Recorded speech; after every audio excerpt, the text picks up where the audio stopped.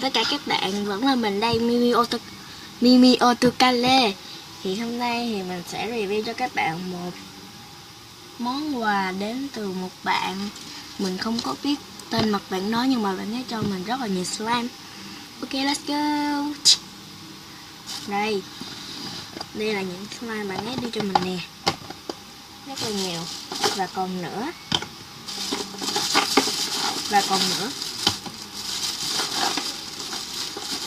Đây, và bạn ấy còn cho mình thêm tặng kèm ấy, thêm 2 lọ màu. Ok, mình sẽ review từng cái cho các bạn biết nha. Video mình làm sẽ hơi nhanh đấy. Slime đầu tiên là gì mình cũng không biết nữa, nhưng mà nó rất là bở. Đây, em thấy rất là thơm nhưng mà nó rất là bở và cứng nữa, kéo ra không được luôn, và rất là nhỏ nữa. Slime tiếp theo là một cái slime màu cam. Mình chưa biết tên mình không biết đặt cái slime này như thế nào, nên là các bạn đặt giúp mình nha, hãy bằng cách comment ở dưới. Slime này mềm. Đây, nó kéo ra nó hơi bị đứt, mình kéo nhẹ lắm luôn đi. Slime này mùi rất là thơm. Slime tiếp theo là slime màu tím. Đây, nó cũng bở như những loại slime kia, giống như là slime từ nhà sách Fahasa vậy ấy.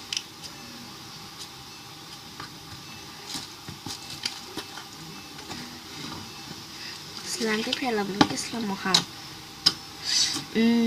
Vừa mới mở ra thôi, nó thơm mùi rất nước hoa Pháp với các bạn. Thơm quá. Những slime này đều là dạng jelly hết nha. Slime tiếp theo đây. Mình thấy cái slime này nó hơi khác biệt rồi đó. Mình không biết tại sao cái màn nó tối quá. Nhìn bề ngoài vậy thôi, bạn nhìn trong màn hình á thì thấy nó sáng, nhưng mà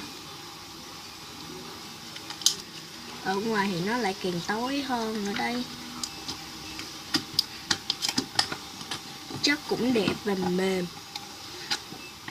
Cái slime tiếp theo là một slime bơ.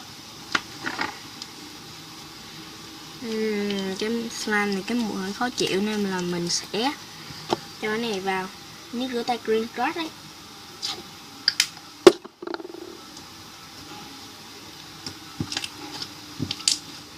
Mình làm video nhanh tại vì cái máy mình quay nó hơi bị trục trặc ý, nên là mình phải chơi nhanh thôi. Slime cái chất rất là mềm nhưng mà nó hơi dính.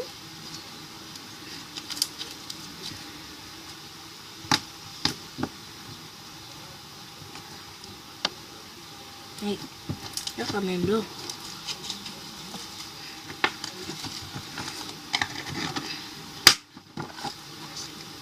Slime cuối cùng là 3 hộp slime này nè. Đây là slime trong, hình như nó chưa được trong lắm.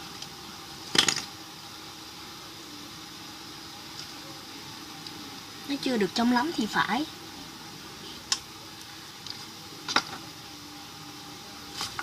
Slime này nó rất là dẻo luôn ý.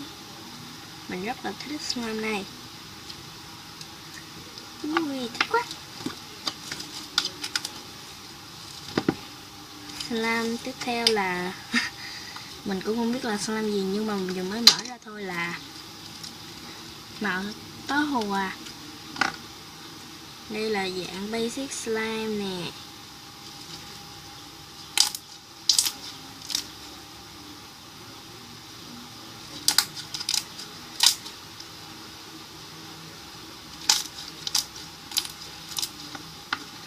Chơi rất là đã nhưng mà cái màu nó tối.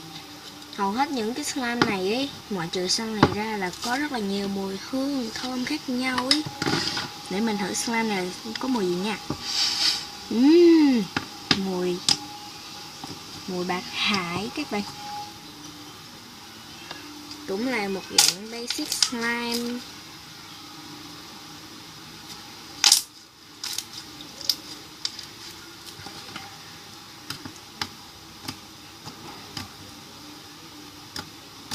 Chơi rất là đã luôn.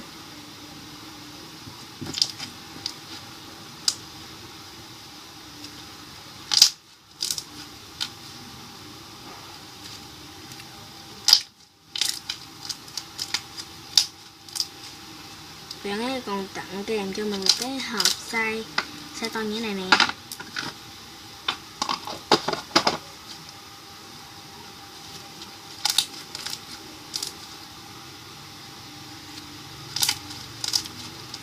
Vậy thước slime này qua đi.